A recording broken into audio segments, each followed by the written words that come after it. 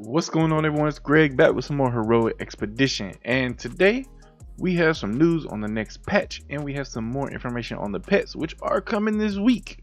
So I thought it was gonna be a little bit longer, maybe one more patch, but looks like they're coming this week.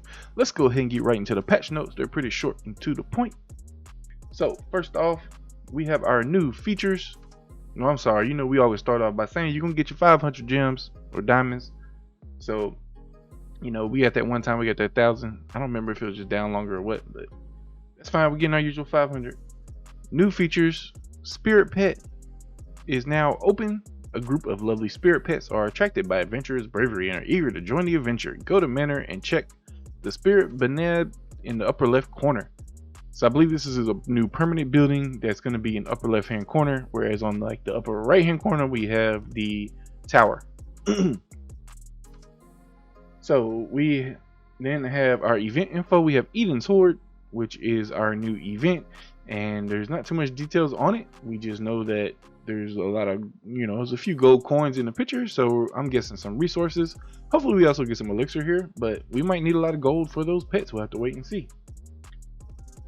Optimize some rewards in horoscope sign-in, so we should get some rotation now on the hero there, so we're not just getting Alex all the time. So that should be cool.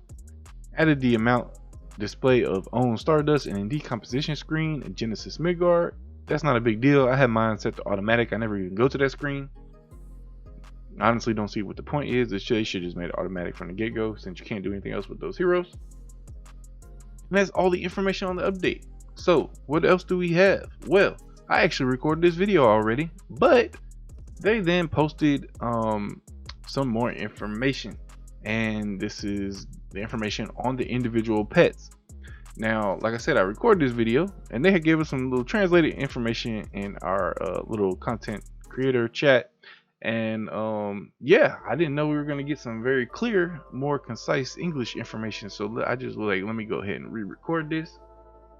And so here we go. We have our first one, which is our light one, which is called Unicute.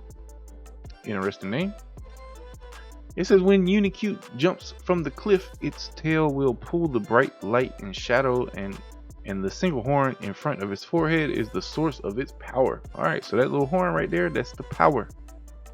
And its skill is called Holy Radiance.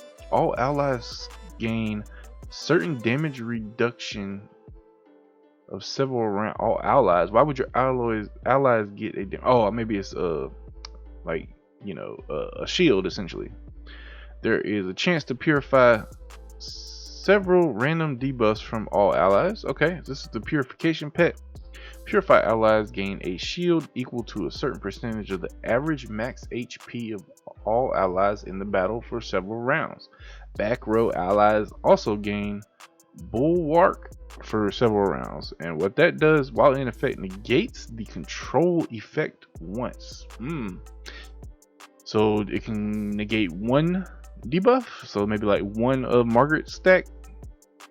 Very interesting. It's only for back row on that negating the control effect. What's not completely clear from here is it's going to be like idle heroes, where these pets also do like an attack, or like will they do damage, or is it just these additional buffs and stuff? We'll have to wait and see. And so that's that one. That sounds interesting. Can definitely think of some situations where that could come in handy. Next up we have Azure Angel. Azure Angel is a black dragon who dwells on cloud covered cliff. It possesses the power of lightning and storms. Alright, so its skill is Intense Storm. Deals damage of attack to all enemies with a certain chance to weaken them. Weakened enemies take more damage until the end of the battle. If the target's HP is above 50%, it additionally weakens them until the end of the battle. Wow. Okay. So maybe this kind of answers my question that not all the pets are going to just have an attack off the bat. But this one seems to be an attacking one. It's going to deal straight up damage. Not sure if this might be good for bosses. For that weakness, maybe kind of replace Lee. Although I mean you don't necessarily have to use lead long term, but either way, this could be good for bosses. It's gonna be interesting to see if we can build multiple pets, how much that's gonna cost, you know, all that good stuff. So that is that one. Next up we have the Flame Horn. Flame Horn is an orphan that was found in the Bloody Fort, a juvenile fire dragon with demon horns. And unlike other ferocious monsters, he seems to like being around people. Yeah, I mean, he seems pretty low-key. His skill is Fiery Breath, deals damage of attack to the enemy with the lowest HP. If the target is shielded, it deals true damage equal to a certain percentage of attack. Before dealing damage, it inflicts isolation on the target for several rounds. If this skill defeats the target, the ally with the highest attack instantly gains extra enemy energy and speed for several rounds. Wow. Damage taken by this hero can, so it inflicts isolation on a target. So damage taken by the hero that has the isolation cannot be shared by or transferred to other heroes. Oh, it counters a gust. Although, I mean, the only place that you really seen that is in PvP, and people aren't really using a gust anymore anyway, so this not really going to be helpful. But you know, maybe down the road it will be. Who knows? Either way, we'll have to see maybe who's stronger, this one, the Flame Horn, or the Dark one. You know, who's got the better attack. We'll have to wait and see. And then we have Emerald Meowth. Can they even use that name?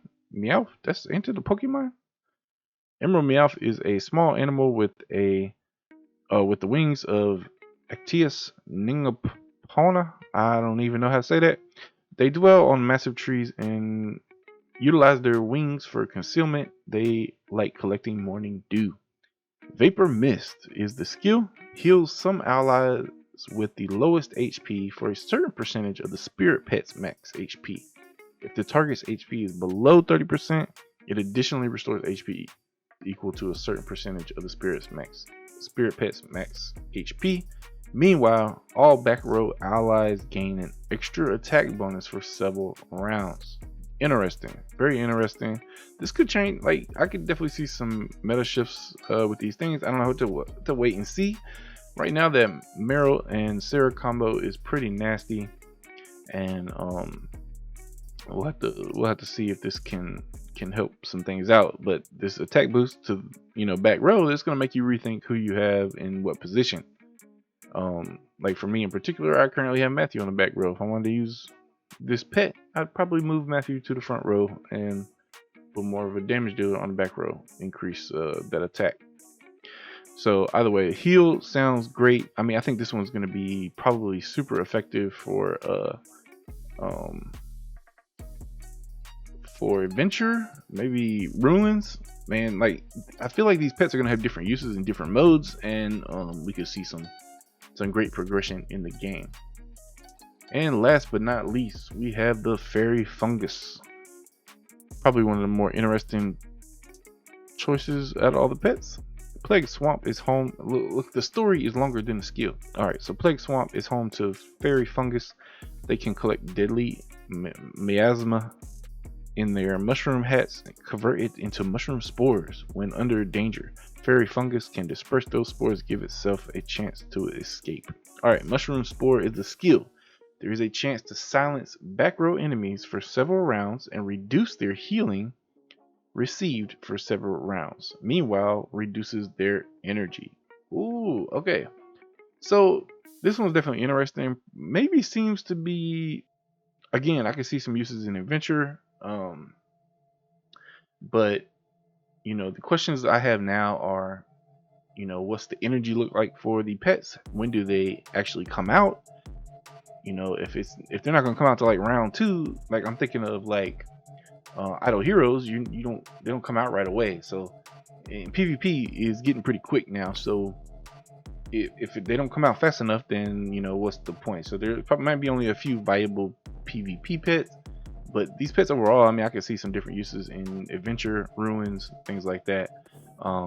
The tower, of course, this will help in the tower as long as we can use them there. I don't know, I haven't seen anything about any restrictions, so I have to wait and see. But either way, this seems pretty cool. I'm excited, ready for the pets. I guess we should have them in less than 24 hours and be able to start testing. Of course, we'll bring you some more videos. We'll have to see what kind of resources they need. I don't know if I'll be able to build up one or two, or if I can build them up all. Eventually I would. I mean, the way these buffs work, it'd be interesting to have them all. So I don't know if these pets are similar to idle heroes. If they are, we're probably going to be down to like maybe only focusing on one or two, but we'll have to wait and see. It doesn't seem like they have a general attack, so maybe it is a little bit different. And because the skills for two of the pets are actual attack skills, whereas the other ones have like buffs and debuffs. So it's gonna be cool to see how this changes up the gameplay. I hope you guys are excited. I'm excited, and I'll catch you guys in the next one.